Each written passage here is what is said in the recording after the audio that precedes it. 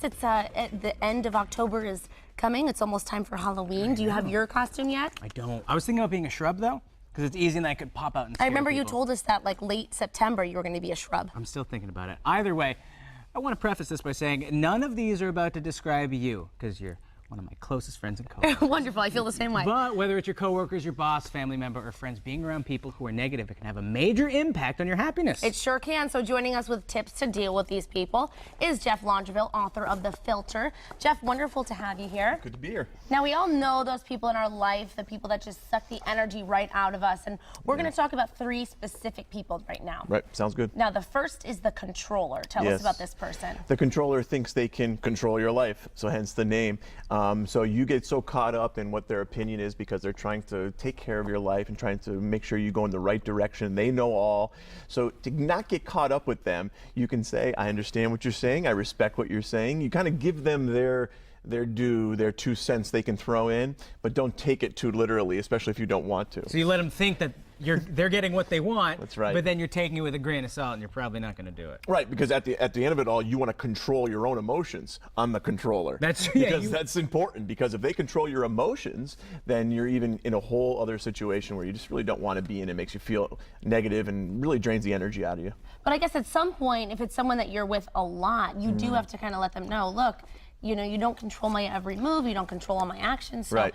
you know, I can take what you're saying, but it doesn't mean I'm going to apply it. So no, definitely set boundaries. You always set boundaries, no matter who you're dealing with, especially if you're dealing with negative people. So all these different tips, you always want to set boundaries in a nice way. You know, you want to say things that I hear you, and this is what I'm doing, and I'm confident in my way, and this is what I'm doing, and this is what works best for me, but nothing against you. Right, so kill them with kindness and be positive. That's right. Is what it sounds like. The next type of person that I interact with, that you interact with, that everybody interacts with, Sure. the narcissist. Tell us about the narcissist. These are the most difficult because you always say these few words.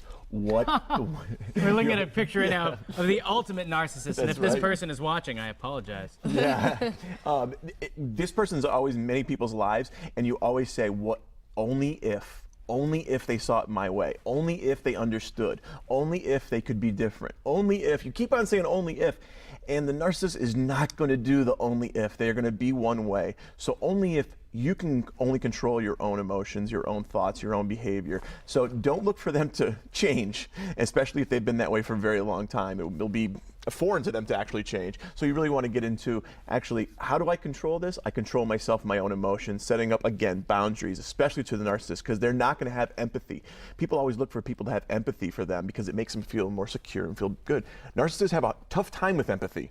So they have a tough time saying, oh, I understand your pain, stuff like that, because they really don't have the time to. They just really think of themselves. It's a very selfish way. It seems to me like the wall that you need to build, the defense to beat all of these people, is to give them what they want just enough, but then to be confident enough in yourself to realize whatever they're saying or doing, it's not a reflection on me. Right, great point. They can say their piece, but as long as you don't get sucked into their piece and actually, start buying into their piece, because you don't want yourself to go off track of your own life either. Right, exactly. Now we're going to talk about the criticizer. Now this person is kind of really rub you the wrong way, especially if they catch you at that bad time. Yes. Tell us about this person. Yeah, this is a difficult person to deal with because the criticizer really gets to you, and really gets to you because they always want to throw their comments in, but they also want to tell you how bad you're doing at it. And this is usually bad at it, I should say.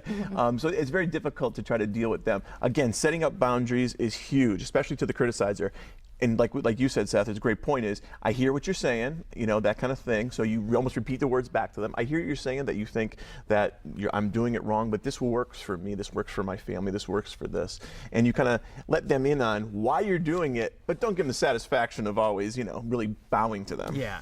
Yeah, and I think too, it's also, making sure that they know that you're doing it your own way. Right. And letting them know I'm different from you. Just because you do it one way doesn't mean that I have to do it that same way. This is the way I live. Right, and and this is for any age if you really think about it. Even when young kids, we don't qualify it as this, and we don't say it as this, like coworkers and stuff.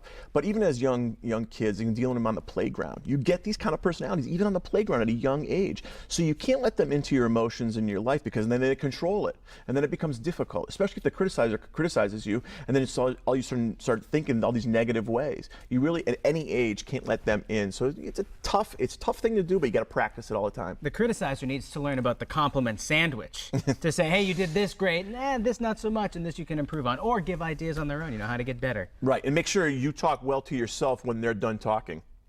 That's true. Because if you really believe what they say after they say it, and you say it back to yourself, you're kind of make sure you're not stamping it into your brain that they're right in this way of criticizing. You can't let them win. That's their opinion. You may even say it to yourself. That's their opinion, but I do it this way, and I'm okay with that. That kind of thing, just so they don't let you into your heart and your mind. Right. So be defensive, in a good way towards all of these type of people. Make sure that you protect who you are and stay true to that. Right. And later on in the show, Jeff, we're actually going to talk to you about friends who have played the victim. So we're going to talk about that. That's coming up. All those friends. Also coming up on Mass Appeal from State.